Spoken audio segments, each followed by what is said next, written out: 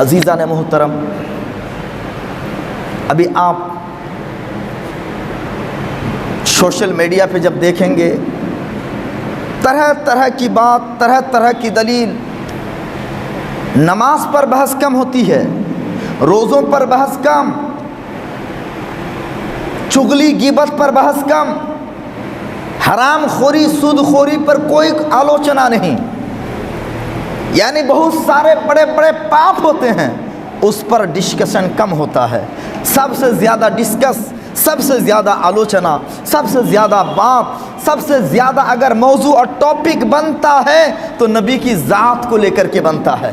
کہیں بحث ہو رہی ہے کہ وہ نور ہے یا بشر ہے، کہیں بات ہے میلاد منانا شرک ہے یا جائز ہے، کہیں باتیں ہو رہی ہیں میلاد کرنا یہ تو شرک ہو گیا، اور کوئی تو میلاد کر کے ہی جنت کا ٹکٹ لے لیا۔ اس طرح کی بحث ہے نا۔ کچھ لوگوں کی نظر میں میلاد منانا مطلب شرک کرنا، اور کچھ لوگوں کی نظر میں ایک بار سال میں میلاد منا لیا، جلوس نکال دیا، جنت کا سرٹیفکیٹ مل گیا، اب اس کو نماز پڑھنے کی کوئی ضرورت نہیں ہے، جنت کا سرٹیفکیٹ مل گیا، ٹکٹ مل گیا ان کو۔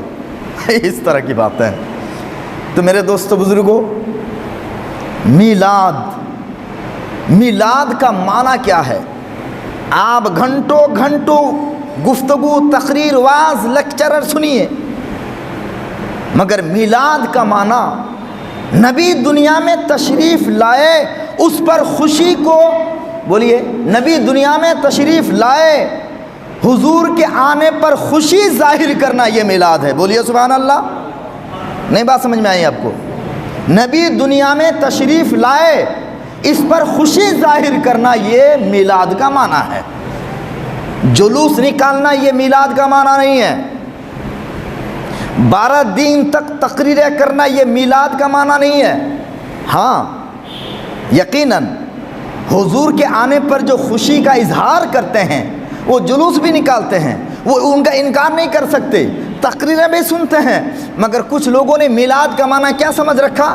جلوس نکال دو میلاد ہو گیا، جھنڈیاں لگا دو میلاد بن گیا۔ نہیں جی، حضور تشریف لائے، حضور کے آنے پر خوشی ظاہر کرنا یہ میلاد ہے، اور اس میلاد میں بے بہا برکتیں ہیں، بے بہا برکتیں ہیں۔ میں آپ کا ٹائم لاس نہیں کرنا چاہتا ہوں۔ آپ سوشل میڈیا پر سنتے ہی ہوں گے، پہلے سے بھی سنتے ہوں گے، ابھی بھی سنتے ہیں، اور جب تک آپ سننا چاہیں گے آپ سنتے رہیں گے۔ میلاد منانا شرک ہے، میلاد منانے سے کچھ نہیں ملتا۔ میرے دوستو بزرگوں، میں نے پہلے ہی بتا دیا، میلاد منانے کو شرک کہنا یہ بھی غلط ہے، اور صرف میلاد کو منا لینے سے جنت کا ٹکٹ مان لینا کہ بس اب کچھ کرنا نہیں ہے، یہ بھی غلط ہے، دونوں ہی غلط ہے۔ میلاد وہی مناتے ہیں جو محبت کرتے ہیں، مگر صرف محبت یہ نہیں ہے کہ سال میں ایک بار جلوس نکال دیا، سال میں ایک بار جھنڈی لگا دی، سال میں ایک بار جلسہ کرا دیا نبی کے نام، میلاد منا لیے، بس ہم جنت میں چلے گئے۔ استغفر اللہ، لا حول ولا قوت الا باللہ العلی العظیم۔ یہ شیطانی چکر ہے۔ تو میں آپ کو بتاؤں کہ میلاد منانا فائدے کی چیز ہے یا نہیں ہے؟ تو یہ لیجئے بخاری شریف، بولیے ورزین البخاری، جو مدرسوں میں پڑھائی جاتی ہے، میں پڑھا بھی ہوں اور پڑھایا بھی ہوں، کنٹینیو 3-4 سال یہ بخاری میں نے پڑھایا۔ یہ بخاری شریف ہے، جلد اول ہے، ورزین البخاری شریف۔ اس بخاری شریف کے اندر یہ صفحہ نمبر 764 ہے۔ کتنا؟ پیج نمبر 764، یہ اس سائڈ میں کتنا؟ 764۔ اس کے اندر ایک روایت ہے، لمبی روایت ہے، مگر میرا جو دعویٰ اور ادیش ہے بتانے کا، میں وہیں سے پڑھتا ہوں۔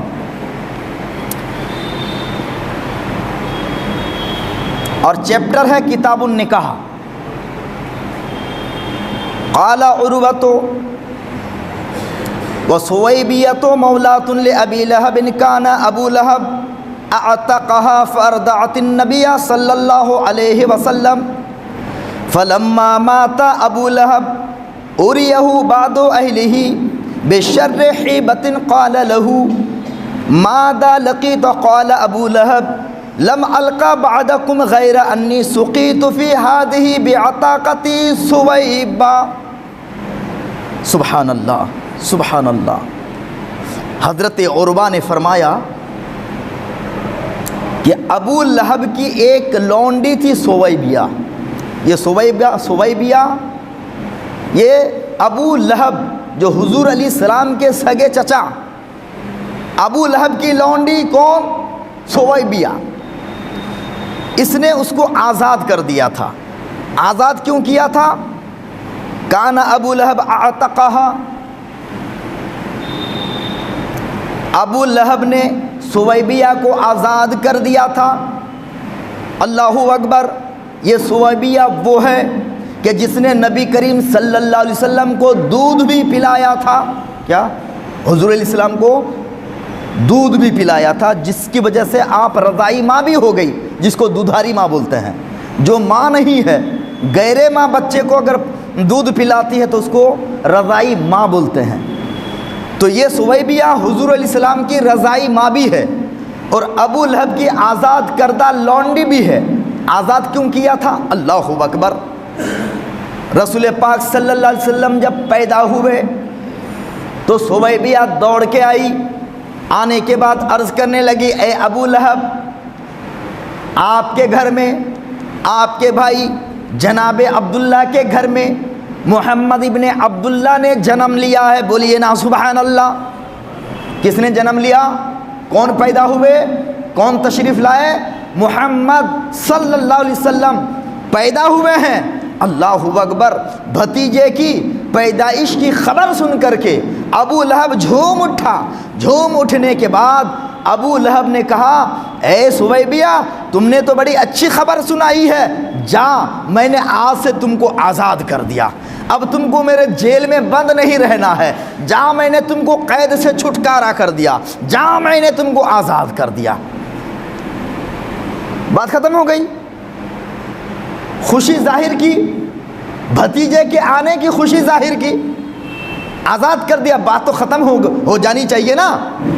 تو میرے دوستو بزرگوں، بات یہیں پہ ختم نہیں ہو گئی، آگے فرماتے ہیں، فلما مات ابو لہب، ابو لہب جب مر گیا، اریہ بعض اہلہ بشر حیبۃ، تو ان کے خاندان والوں میں سے بعض لوگوں نے خواب میں دیکھا، خواب میں دکھایا گیا، خواب میں دکھایا گیا۔ قال له ماذا لقیت، جس نے خواب میں دیکھا اس نے پوچھا، ابو لہب تیرا کیا بنا؟ اس محمد نے، آپ کے بھتیجے نے ایمان کی، اسلام کی دعوت دی، آپ نے ٹھکرا دیا، قبول نہیں کیا، موت کے بعد تمہارا حال کیا ہوا؟ اللہ اکبر۔ قال ابو لہب، تو ابو لہب نے جواب دیا، لم الق بعدکم غیر انی سقیت فی ہذہ، کہتے ہیں کہ مرنے کے بعد سے لے کر اب تلک میں صرف عذاب ہی عذاب میں گرفتار ہوں، میں عذاب میں گرفتار ہوں، مجھے عذاب دیا جاتا ہے، مگر جس دن میرا بھتیجا پیدا ہوا اس دن میں نے جس انگلی سے اشارہ کیا، اس انگلی کے ذریعے سے، بعض روایت میں آتا ہے مگر بخاری کی روایت میں ہے، کہتے ہیں کہ میری اس لونڈی کو آزاد کرنے کی وجہ سے اللہ تبارک و تعالی مجھے اس دن عذاب میں تخفیف دے دیتا ہے، یعنی میرا عذاب ہلکا کر دیتا ہے۔ اللہ اکبر۔ میرے دوستو، اسلام کے شہزادوں، وقت مختصر ہے، اس لیے مختصر بات کر کے میں ختم کرنا چاہتا ہوں۔ دوسری روایتوں سے پتہ چلتا ہے کہ اس انگلی سے ان کو پانی پلایا جاتا ہے، جس انگلی سے آزاد کیا تھا اس انگلی سے پانی دیا جاتا ہے۔ ابو لہب پیر کے روز، کس دن؟ بولیے نا، پیر کے دن ان کو، یعنی ابھی بھی ہر پیر کو ابو لہب کو پانی دیا جاتا ہے اس انگلی سے، جس انگلی سے اشارہ کر کے اپنی لونڈی کو آزاد کیا تھا، اور پھر وہ پیتا ہے اور اس کے عذاب میں تھوڑی ہلکی ہو جاتی ہے۔ میرے بھائیو، اسلام کے شہزادوں، جانتے ہیں اس روایت پر بھی لوگ طرح طرح کی کاٹ چھاٹ کرتے ہیں، ہے نا۔ ایک بہت بڑا جاہل ایڈوکیٹ ہے، حیدرآباد کا ہے، وہ کہتا ہے اس کا مطلب یہ ہے کہ آپ ابو لہب کی سنت ادا کر رہے ہیں۔ اس میں ابو لہب کی سنت کہاں سے ہو گئی؟ مقصد یہ ہے کہ نبی کے آنے کی خوشی میں اگر ابو لہب جیسے پاپی اور ابو لہب جیسے کافر کو فائدہ پہنچ سکتا ہے مرنے کے بعد، تو جو ان کا کلمے پڑھنے والا ہوگا ان کو فائدہ کیوں نہیں پہنچ سکتا؟ یہ مطلب ہے نا۔ مگر اس روایت کا، اچھا ایک چیز بتائیے، کچھ لوگ اور کہتے ہیں یہ تو خوابوں والی بات تھی، تو میں ان پاپی کو، ان جاہل اناڑی کو، رسول کے اس دشمن کو میں کہنا چاہتا ہوں، یہ بات امام بخاری سے آپ زیادہ سمجھتے؟ اگر خواب والی بات کی کوئی حیثیت نہ ہوتی، سپنے کی بات تھی، سپنے میں رہ جاتی، امام بخاری نے بخاری میں کیوں روایت نقل کیا؟ بولیے، امام بخاری نے بخاری میں کیوں رکھا اس روایت کو؟ اگر کوئی بات نہیں ہے، خواب کی بات ہے تھی، وہ خواب والی بات ہے، اس کو دلیل میں لانے کی کیا ضرورت تھی؟ تو امام بخاری نہیں سمجھتے تھے؟ 1200 سال کے بعد آج تم سمجھ رہے ہو، اور ہر بات میں تم بخاری کو دلیل میں پیش کرتے ہو۔ بخاری میں ہے دکھاؤ، لو بھائی بخاری میں ہے، لو نا۔ امام بخاری نے نہیں سمجھا تھا کہ یہ تو خواب والی بات ہے، کیوں رکھی جائے؟ اور سنیے، یہاں امام بخاری نے کہا کہ مات ابو لہب اوریا بعد علیہ بشر حبۃ، ان کے خاندان والوں میں سے بعض کو خواب دکھایا گیا کہ ابو لہب بہت بری حالت میں ہے۔ دوسری روایتوں میں ہے کہ خاندان والوں میں جن بعض لوگوں نے خواب میں دیکھا وہ کوئی اور نہیں، وہ حضرت عباس رضی اللہ تعالیٰ عنہ ہے، جو ابو لہب کے سگے بھائی ہے۔ سگے بھائی نے دیکھا، وہ عباس جو حضور کے سگے چچا ہے، اور ان سے بے شمار حدیث مروی ہیں۔ حضرت عباس سے زیادہ ہم قرآن سمجھتے، حضرت عباس سے زیادہ ہم بخاری سمجھتے، حضرت عباس سے زیادہ ہم حدیث کو سمجھنے والے، کہ عباس کو سمجھ میں نہ آئی کہ یہ تو خواب کی بات ہے، میں خواب کیوں بیان کروں؟ اور جب خواب بیان کیا تو پھر صحابی نے کیوں لیا، اور صحابی نے لیا تو بخاری صاحب نے کیوں لکھا؟ سوال کیجئے ان سے، آپ نے کیوں لکھا اس روایت کو؟ تو میرے دوستو، بزرگوں، یقیناً میلاد میں بے شمار فوائد ہے، وقت مختصر ہے، یہ بخاری میں نے آپ کو بتا دیا، مگر واضح رہے کہ یہ میلاد مصطفیٰ صلی اللہ علیہ وسلم منانے کے نام پر ڈھول، گانے،